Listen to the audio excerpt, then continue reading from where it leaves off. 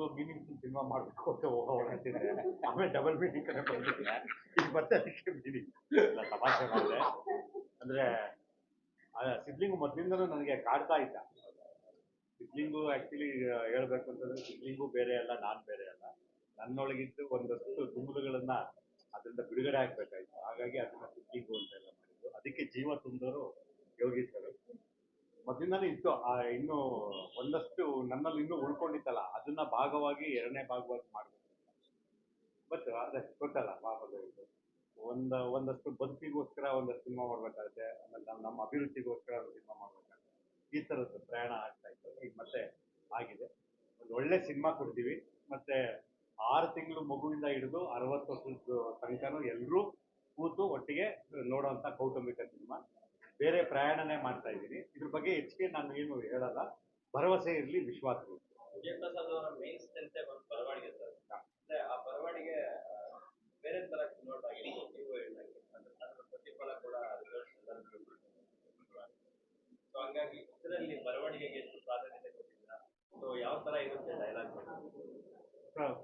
ಬರವಣಿಗೆ ಪ್ರಬುದ್ಧವಾಗಿರುತ್ತೆ ಅಂತ ಹೇಳೋದಕ್ಕಿಂತ ಹೆಚ್ಚಾಗಿ ಪರಿಶುದ್ಧವಾಗಿದೆ.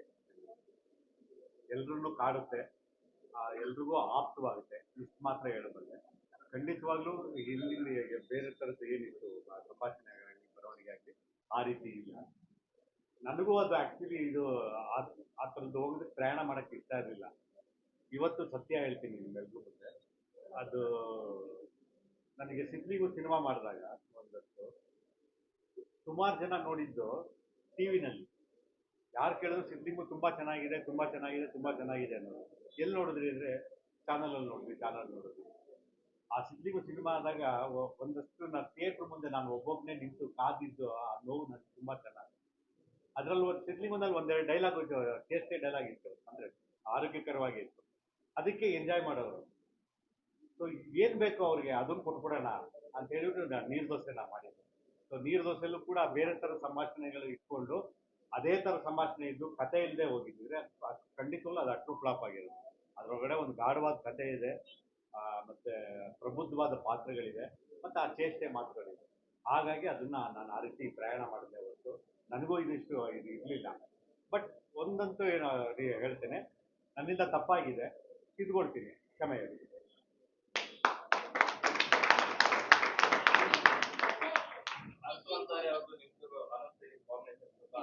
ಒಳ್ಳೊಳ್ಳೆ ಸಾಂಗ್ಸ್ ಬಂದಿದೆ.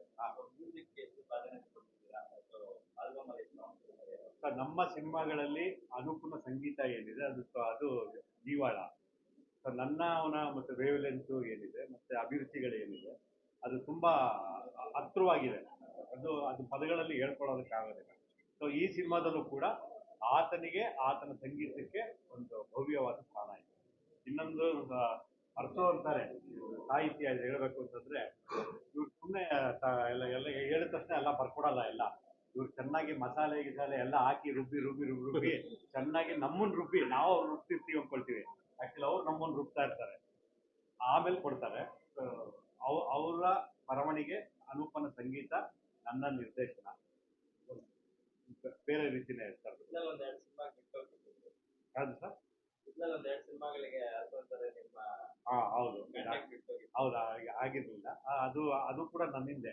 ಅದು ನನ್ನ ತಪ್ಪೇನೆ. ಬೇರೆ ತರ ಪ್ರಯತ್ನ ಮಾಡಿದೆ. ಸರ್, ಈಗ ನಾಳಿದ್ದು ಸೋಮವಾರದಿಂದ 25ನೇ ತಾರೀಕಿಂದ ಶುರು ಮಾಡಬೇಕು ಅಂತ ಇದ್ವಿ.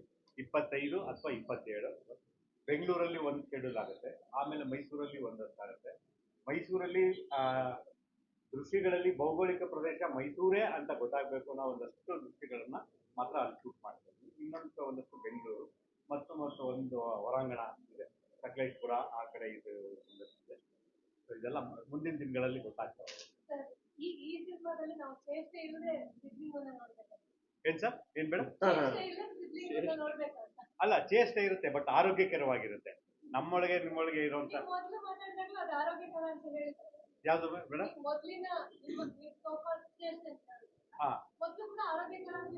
ಮೊದಲು ಕೂಡ ಆರೋಗ್ಯಕರ ಅಂತ ಹೇಳಿದ್ದೆ, ಬಟ್ ಅದು ಆರೋಗ್ಯಕರ ಅಲ್ಲ ಅನ್ನೋದು ಈಗೆಲ್ಲ ಗೊತ್ತಾಗ್ತಾ ಹೋಯ್ತು. ಸೊ ಅದನ್ನ ಮತ್ತೆ ಇನ್ನೊಂದಷ್ಟು ಆರೋಗ್ಯಕರ ಮಾಡ್ಕೊಂಡು ಹೋಗೋಣ ಅಂತ ಕಡಿಮೆ ಮಾಡಿ ಇನ್ನೊಂದರ ಆರೋಗ್ಯಕರವಾಗಿ ಕೊಡ್ತಾ ಇದ್ದೀವಿ. ಮೇಡಮ್, ಇಲ್ಲ ಖಂಡಿತವಲ್ಲ, ರಮ್ಯಾ ಮೇಡಮ್ನ ಭೇಟಿ ಮಾಡಿದ್ವಿ. ಸೊ ಎಲ್ಲವೂ ಮಾತುಕತೆನೂ ಆಯ್ತು, ಇದೆಲ್ಲ ಆಯ್ತು. ಬಟ್ ಕಥೆನಲ್ಲಿ ಅವ್ರು ಆಲ್ರೆಡಿ ಈಗ ಸತ್ತೋಗಿರೋದ್ರಿಂದ ಸೊ ಪಾತ್ರನ ಇದು ಮಾಡೋದಕ್ಕಾಗಲ್ಲ. ಬಟ್ ಅವ್ರು ಇರಬೇಕು ಅಂತ ಹೇಳಿ ನಮ್ಮ ಮಾಡಿದ್ರೆ ಕತೆಗೆ, ಮೂಲ ಕತೆಗೆ ಧಕ್ಕೆ ಬರ್ತಾ ಇತ್ತು, ಬೇಕು ಅಂತ ತುರುಕ್ದಂಗೆ ಆಗ್ತಾ ಇತ್ತು. ಹಾಗಾಗಿ ಅದು ಆಗಲಿ. ಅದ್ರದ್ದು ಹಳೆ ಸಿನಿಮಾದ್ದೇ ಒಂದು ಕತೆ ಹೇಳ್ಕೊಂಡು ಆಮೇಲೆ ಇದು ಮಾಡ್ತೀವಿ.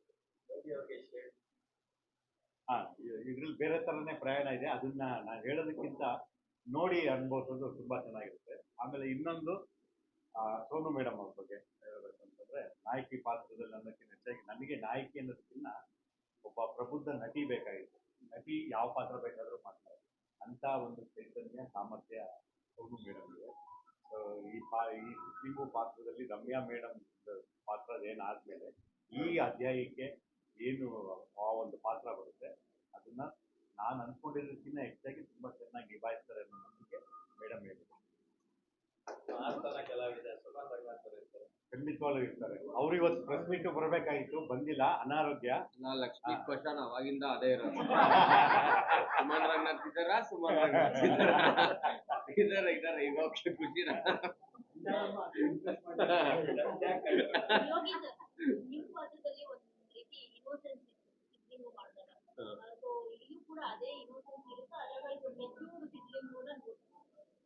ಅದೇ ಕ್ಯಾರಿ ಆಗ್ತಾ ಹೋಗುತ್ತೆ. ಅಂದ್ರೆ ಈಗ ನಾವು ತುಂಬಾ ಕಳ್ಕೊಂಡಾಗ ಜೀವನದಲ್ಲಿ ಒಂದ್ ಸ್ವಲ್ಪ ಮೆಚೂರ್ ಆಗ್ಲೇಬೇಕಾಗುತ್ತಲ್ಲ. ಸೊ ಅದು ಒಂದ್ ಶೇಡ್ ಬಂದೇ ಬರುತ್ತೆ. ಅಂದ್ರೆ ಯಾವಾಗ್ಲೂ ತಮಾಷೆ ಮಾಡ್ಕೊಂಡಿರತ್ತೆ. ಸ್ವಲ್ಪ ಜೀವನದಲ್ಲಿ ಸೀರಿಯಸ್ ಆದ್ರೆ ಏನಾದ್ರು ಒಂದು ಸಾಧಿಸ್ಬೋದು ಅನ್ನೋ ತಲೆಗೆ ಬಂದಾಗ ಆ ಥರದ ಮೆಚೂರಿಟಿನೂ ಬರುತ್ತೆ. ಎರಡೂ ಇರತ್ತೆ. ಇವಾಗ ಸೀರಿಯಸ್ ಆಗ್ಬೇಕಾದ್ರೆ ಸೀರಿಯಸ್ ಆಗಿರುತ್ತೆ, ತಮಾಷೆ ಮಾಡ್ಬೇಕಾದ್ರೆ ತಮಾಷೆ ಮಾಡ್ತಾರೆ. ಅದೇ ತರ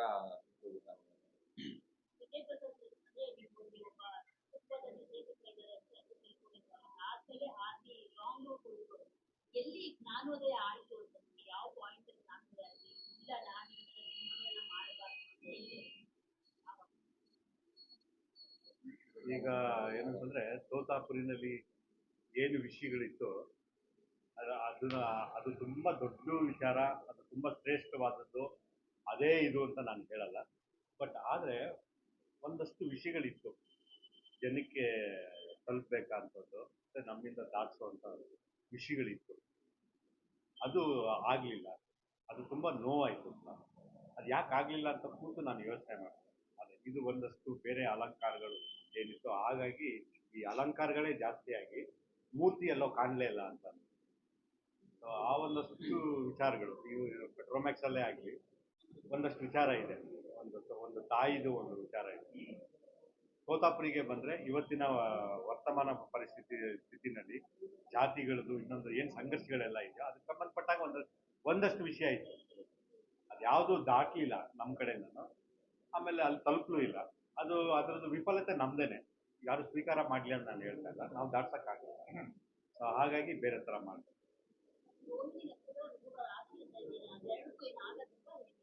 ಯಾವುದು? ರೋಹಿಣಿ ನಕ್ಷತ್ರ, ವೃಷಭರಾಶಿ ಆಕ್ಚುಲಿ ಎರಡು ಸಿಬ್ಲಿಂಗುದಲ್ಲ, ಒಂದು ತಂದೆದು ಒಂದು ತಾಯಿದು. ಅದು ಮೊದಲನೇ ಸಿನಿಮಾ ಭಾಗದಲ್ಲೇ ಅವೆರಡನ್ನೂ ತೆಗೆದು ನಾನು ಇಟ್ಕೊಂಡಿದ್ದೀನಿ ಅಂತ ತಮಾಷೆ.